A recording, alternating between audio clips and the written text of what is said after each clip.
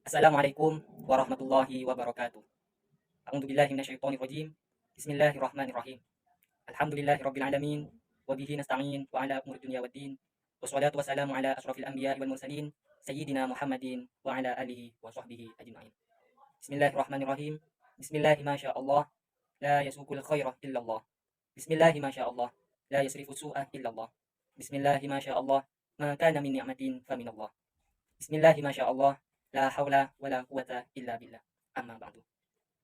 Yang kami hormati beliau Al-Mukarram Kiai Haji Muhammad Hasan Mutawakkil Allah SHMM selaku pengasuh Pondok Pesantren dan Ketua Yayasan Pendidikan Pondok Pesantren Zainul Hasan Genggung. Tidak lupa pula yang kami hormati beliau Rektor Universitas Islam Zainul Hasan Genggung Bapak Abdul Aziz BAMAG. Tidak lupa pula yang kami hormati dosen pembimbing beliau Ibu Kustiana Alisanti MPDI dan Bapak Fatih Holis Ahnaf MPD. Tidak lupa pula yang kami hormati dan yang sangat kami sayangi beliau kedua orang tua saya yang mana sudah banyak mengorbankan dan memberikan dukungan semangat kepada saya sehingga sampai di semester akhir ini. Sebelumnya perkenalkan, nama saya Muhammad Ajay Nuri, program studi Tadris Bahasa Indonesia, Fakultas Tadris Umum Universitas Islam Zainul Hasan Ginggung. Di sini saya akan mempresentasikan proposal skripsi kami, yaitu yang berjudul Tindak Tutur Direktif pada acara Resolusi Indonesia Metro TV dan relevansinya terhadap pembelajaran bahasa Indonesia di SMA. Bahasa merupakan sistem komunikasi yang digunakan oleh manusia untuk menyampaikan pikirannya, perasaan, dan informasi kepada orang lain. Ini bisa berupa sistem berbasis suara, tulisan, gerakan, atau simbol lainnya yang dipahami oleh anggota komunitas yang sama. Bahasa sendiri, yaitu adalah alat yang sangat penting dalam interaksi manusia, yang merupakan salah satu ciri khas yang membedakan manusia dari spesies lain di planet ini. Bahasa juga merupakan alat penting dalam proses pembelajaran dan transfer pengetahuan dari satu generasi ke generasi berikutnya. Pragmatik adalah cabang linguistik yang mempelajari cara penggunaan bahasa dalam konteks komunikatif.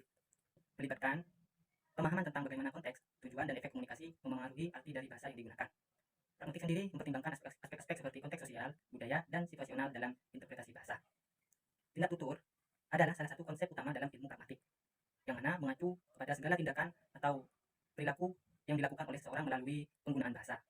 Resolusi Indonesia sendiri yaitu merupakan objek yang mana untuk dijadikan penelitian oleh peneliti, dan acara Resolusi Indonesia sendiri yaitu merupakan suatu acara yang mana diprakarsai oleh seorang politikus dari Partai Nasdem, yaitu yang bernama Ahmad Sahroni.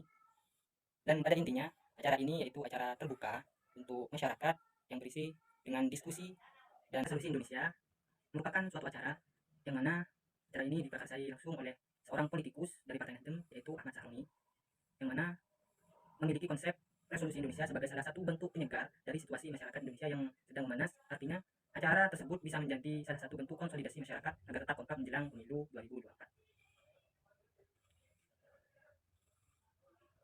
Adapun acara Resolusi Indonesia mengambil konsep dari acara Desa Anies, yaitu dikarenakan memiliki skema yang sistematis, acara yang sama, namun Ahmad Saroni menegaskan bahwa agenda tersebut bukan bentuk kampanye dari capres dan cawapres pasangan nomor urut 1, melainkan hanya bentuk mengungkapkan masyarakat Indonesia supaya lebih solid lagi dan lebih dekat lagi dengan pasangan capres dan cawapres pada pemilu 2024. Alasan peneliti memilih acara Resolusi Indonesia untuk dijadikan penelitian karena acara tersebut berisi diskusi antara masyarakat dan capres dan cawapres, juga ada roasting oleh seorang komedian yaitu Kiki Saputri dan Ade Komika, yang mana nantinya akan di roasting, yang akan merosting paslon urut 1 yaitu Bapak Anies Baswedan dan Muhammad Iskandar.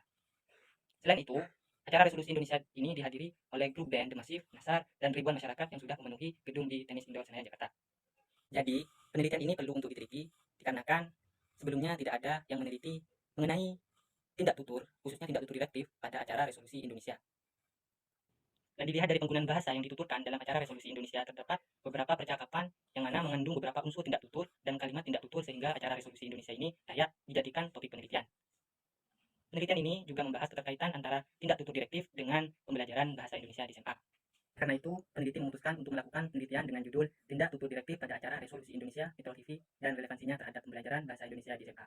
Hal ini dapat membantu dan memahami maksud dari percakapan atau diskusi pada acara Resolusi Indonesia yang mana disiarkan oleh stasiun televisi dan akun YouTube Metro TV. Fokus masalah. Berdasarkan identifikasi masalah di atas, maka penelitian ini akan difokuskan pada beberapa masalah sebagai berikut. Yang pertama yaitu bentuk tindak tutur direktif pada acara resolusi Indonesia di Metro TV. Yang kedua, fungsi tindak tutur direktif pada acara resolusi Indonesia di Metro TV. Yang ketiga, yaitu relevansinya terhadap relevansi yang ketiga yaitu relevansi tindak tutur direktif terhadap pembelajaran bahasa Indonesia di SMA. Rumusan masalah. Berdasarkan fokus masalah di atas, dapat dirumuskan permasalahan yang diangkat dalam penelitian ini yaitu sebagai berikut. Yang pertama, bagaimana bentuk tindak tutur direktif pada acara resolusi Indonesia di Metro TV. Yang kedua, bagaimana fungsi tindak tutur direktif pada acara resolusi Indonesia di Metro TV.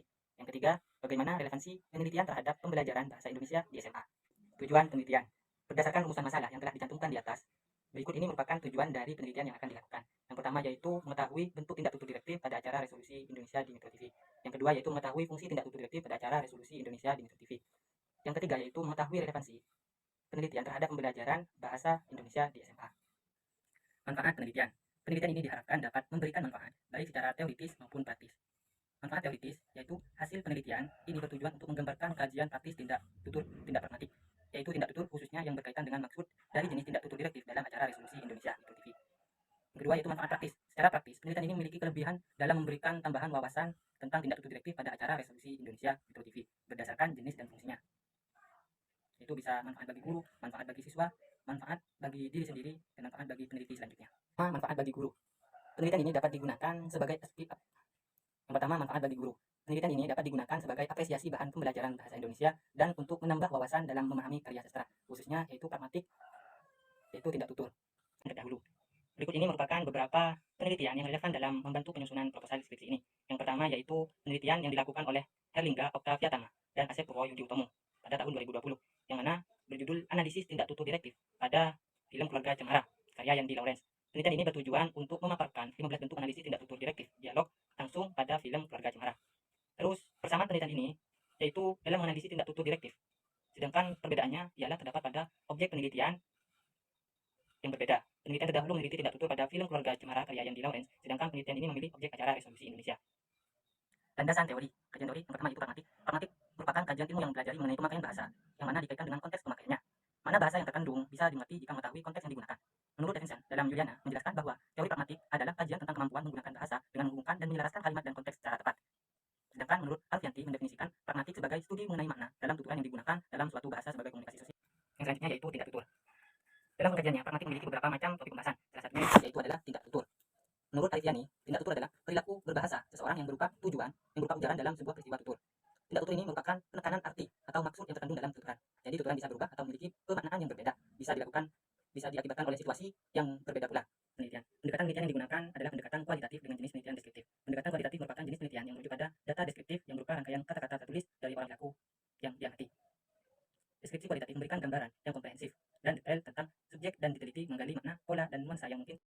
Penelitian deskriptif merupakan salah satu jenis penelitian yang bertujuan untuk menyajikan gambaran tentang setting sosial untuk eksplorasi dan klarifikasi mengenai sebuah fenomena atau kenyataan sosial. Peneliti berusaha memahami fenomena dengan cara mendeskripsikannya dalam bentuk kumpulan kata. Data yang disajikan penulis dalam penelitian ini yaitu berupa kutipan tindak tutur direktif dalam acara resolusi Indonesia Metro TV. Selanjutnya yaitu kehadiran peneliti. Kehadiran peneliti berperan sebagai pengumpul data dan juga instrumen. Jadi kehadiran peneliti merupakan hal yang begitu urgen dalam sebuah penelitian. Menurut Sadar dalam Kyoto mengungkapkan bahwa dalam penelitian kualitatif ini kehadiran peneliti sangat penting kedudukannya, karena pada penelitian kualitatif merupakan studi kasus, maka segala sesuatu akan sangat bergantung pada kedudukan peneliti. Maksudnya dalam proses penelitian, peneliti menjadi pengamat dan penelitian secermat mungkin sampai pada bagian terkecil dari penelitian tersebut. Selanjutnya yaitu sumber data dan data. Sumber data merupakan sumber dari mana data diperoleh. Menurut Edi Riyadi, sumber data adalah sesuatu yang menjadi sumber atas sebuah data tertentu. Sementara menurut Nguelong, sumber data dalam penelitian kualitatif adalah kata-kata lisan maupun tertulis yang diteliti oleh peneliti.